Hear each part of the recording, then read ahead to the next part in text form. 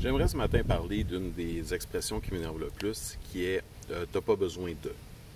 Et il y a différentes façons qu'on peut aborder la question. Une des plus simples, des plus directes, c'est de parler du fameux langage non violent, où on encourage vraiment les gens à parler de ce que nous on veut. Donc de notre sentiment. Si quelqu'un te dit, je sais pas moi, tu n'as pas besoin de m'aider, c'est clairement du passif-agressif, puis c'est clairement une référence à tes besoins. Donc, autrement dit, est-ce que c'est dans tes besoins vraiment cette notion-là? Est-ce que c'est vraiment une question de tes besoins ou pas, ou est-ce que c'est pas une projection de tes propres besoins? Donc, autrement dit, la personne a besoin que tu l'aides, puis la façon de te le faire comprendre, c'est de te dire de façon sarcastique, tu n'as pas besoin de m'aider. Mais allons-y d'une façon un petit peu plus, comment dire, non sarcastique. Donc, mettons quelque chose comme, tu sais, je sais pas moi, t'as pas besoin de me dire ça, mais tu connais pas mon besoin, tu sais pas pourquoi moi je parle. Puis ce que tu projettes sur moi, c'est violent dans le fond, parce que tu es en train de me dire que ton besoin est supérieur au mien. Donc, ce que tu es en train de dire, c'est moi, j'ai pas besoin d'entendre ça, OK, mais de me dire, t'as pas besoin de le faire, c'est là que le langage, les stratégies de langage non violent rentrent en ligne de compte, c'est-à-dire de vraiment rester dans son propre centre et parler de ce que soi on vit. Le Bouddha disait de jamais dépasser sa propre sphère d'attention parce que le reste était projection. La projection, je ne sais pas si tu sais c'est quoi, mais mettons, comme en psychologie, mettons j'ai donné cet exemple-là hier, je vais le répéter, ça va être plus simple. Mettons que quelqu'un arrive et il dit quelque chose comme il va dire à son psy, t'es un contrôlant manipulateur de calice. Si le psy est bien entraîné, ce qu'il risque de faire, c'est se dire, OK, as-tu déjà connu un esti de manipulateur contrôlant de calice? Oui, t'es comme mon père, tabarnak. Ah, OK, donc qu'est-ce qu'il faisait ton père de manipulant, contrôlant? Parce que dans le fond, ce que le psychiatre ou ce que le psychologue, peu importe, va réaliser dans ces techniques, c'est que la personne va projeter ses ondes de frustration sur le psy. Puis il va avoir une espèce de jeu de rôle qui va se faire entre le psy et le client, le patient, dans le but de finalement faire ressortir les vraies problématiques, de relation avec ses parents ou avec un conjoint, une personne qui l'a traumatisé, etc. Donc l'idée de la projection en psychologie, c'est une idée c'est une technique. Mais on peut aussi aller vers, quel exemple je pourrais donner? La projection qu'on pourrait faire envers le monde. Tu sais, comme justement, hier dans la discussion, je disais avec ça, j'ai voulu faire la vidéo à cause d'une espèce de « t'as pas besoin de » que j'ai reçu, mais ça a rapport beaucoup avec le même sujet parce que c'est toute une question de projection. Donc, par exemple,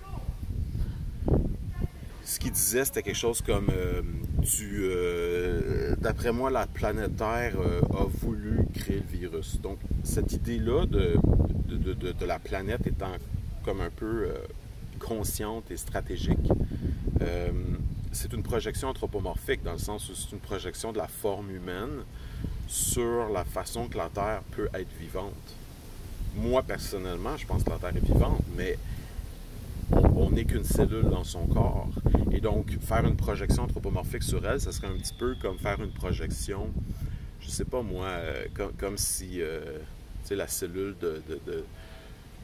une de mes neurones était le mastermind derrière tout l'ensemble de ma vie. Je veux dire, ne serait-ce que d'autres organes qui libèrent des hormones ont une influence aussi. Ce n'est pas qu'un mastermind neuronal. On n'est pas dans un monde purement cérébral. On est dans un monde complexe avec plusieurs organes. D'ailleurs, je donnais l'exemple que, d'après moi, l'humanité, c'est un peu comme un organe. Puis, tu sais, l'eau, c'est comme un autre organe. Puis, les arbres, c'est comme un autre organe. Puis, c'est toutes des... La vie est beaucoup plus trop... La vie terrestre est beaucoup trop complexe. Imagine la vie solaire, tu sais. Puis, si tu veux faire des analogies avec ça, tu peux aller loin. Tu peux comparer comment le système solaire fonctionne avec comment un atome fonctionne, avec comment la galaxie fonctionne, etc. Puis, comment un humain fonctionne. Et donc, faire des niveaux analogiques.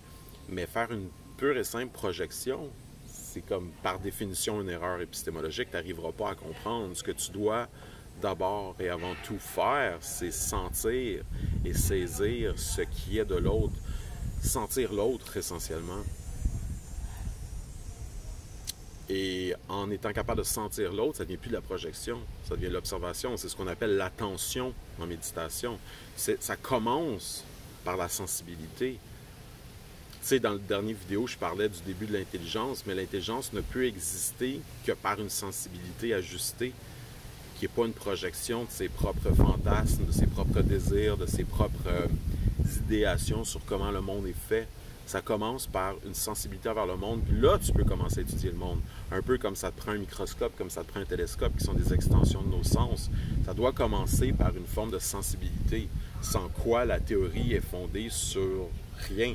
Ça doit commencer par les faits, par l'observation. C'est un principe de base scientifique, mais c'est aussi un principe de base spirituelle. C'est l'art de vivre, essentiellement. Si tu n'as pas de sensibilité, si tu es juste un artiste qui fait que projeter tes propres fantasmes et jamais tu ressens le monde, jamais tu sens le monde, je devrais dire. Ressentir puis sentir dans cette argumentation-ci, c'est sensiblement la même affaire, parce que quand tu vas agir sur le monde va comme te répondre. Fait que tu peux avoir même un dialogue avec le monde, tu sais. Mais c'est pas la même affaire qu'une projection. Une projection, c'est vraiment comme ta propre tendance manipulatrice que tu as appris par le biais de ton père, mettons.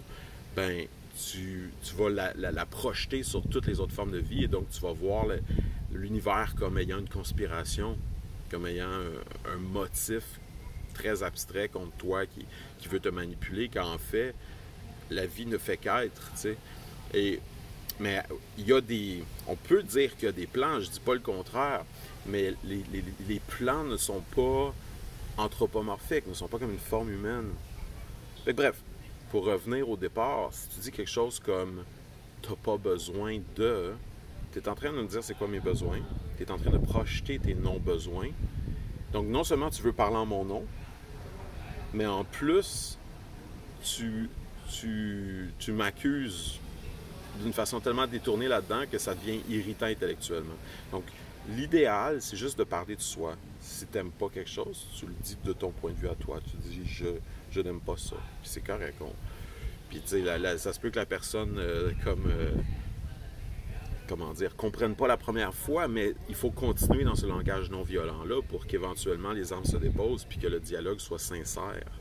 Que ça soit pas une espèce de passive-agressive attaque de ce que tu aurais dû faire pour répondre aux besoins de l'autre en ignorant tes propres besoins, supposément, parce que tu n'as pas besoin de. Non, tu ne sais pas ce que j'ai besoin. Puis c'est la base de la non-projection, finalement, c'est de comprendre que tu ne sais pas vraiment c'est quoi les besoins de la Terre, tu ne sais pas c'est quoi les besoins de l'univers, tu ne sais pas c'est quoi les besoins de ton voisin. Puis en comprenant ça, puis en arrêtant de juste projeter ses propres besoins, on peut réaliser des choses un petit peu plus universelles. Tu sais, comme disait Kant, fais en sorte que la maxime de ton action puisse être régie en loi universelle de la nature.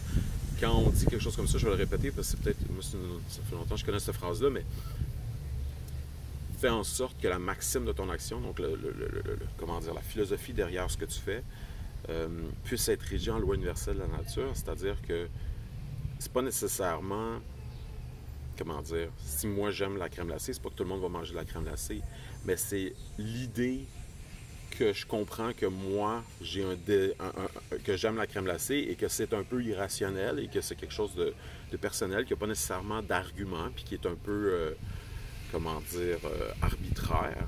De la même façon, l'autre est dans cette situation-là. Prends l'exemple de l'homosexualité. Je ne comprends pas pourquoi je suis hétérosexuel. Donc, j'ai pas à comprendre pourquoi l'autre est homosexuel. Tu comprends? C'est-à-dire que il n'y a pas plus de raison. Tu sais, c'est sûr, je peux sortir des arguments scientifiques du genre la reproduction de l'espèce, mais c'est pas la question. La question, c'est pourquoi mon désir est d'une telle façon, pourquoi je désire telle sorte de personne, par exemple. Et encore une fois, ça, c'est pas du racisme. Il y a eu beaucoup de notions là-dessus dans certains débats récemment. Tu sais, c'est comme, si tu veux pas baiser avec les Noirs, t'es raciste. Puis bon, en passant, j'ai baisé avec des Noirs, mais c'est pas la question. La question, c'est, il y a des gens qui peuvent ne pas aimer ça. Il y a des gens qui peuvent dire, moi, je n'aime que les blondes, mettons. Puis ça peut être parce que, je sais pas moi, sa cousine quand il était jeune était blonde, donc il veut que des blondes maintenant. Ben oui, il pourrait développer sa plasticité puis aller plus loin puis s'ouvrir au monde, mais il en est là, il est sincère avec lui-même et donc ce qu'il aime, c'est les blondes. Fait que si t'arrives rousse ou brune devant lui, ben ça se peut qu'il fasse comme, bah, tu sais, t'es cute, mais c'est le fun, parler avec toi, mais tu sais, je suis pas allumé. C'est juste vrai. Il a le droit à ce sentiment-là, tu sais. Fait que bref, de toute façon, le but dans la vie, c'est pas de baiser avec tout le monde, là. Fait que tu sais, c'est correct d'attendre la bonne personne aussi. Mais bon, tout ça pour dire que la projection, puis je vais faire écho à mes 2 premières vidéos, c'est un des problèmes de base de la censure, c'est-à-dire qu'on est en train de vouloir censurer l'autre, t'as pas besoin de faire ça, parce que dans le fond, essentiellement, on est en train de prétendre que notre centre est le plus important. Et une des choses, par exemple, qui est intéressante avec la théorie de la relativité d'Einstein, c'est l'idée que tous les points dans l'univers peuvent être un centre et que de chacun de ces centres-là, les mêmes calculs vont fonctionner. Donc, autrement dit, c'est pas que tu n'es pas le centre de l'univers, mais c'est que tu n'es pas le seul centre de l'univers.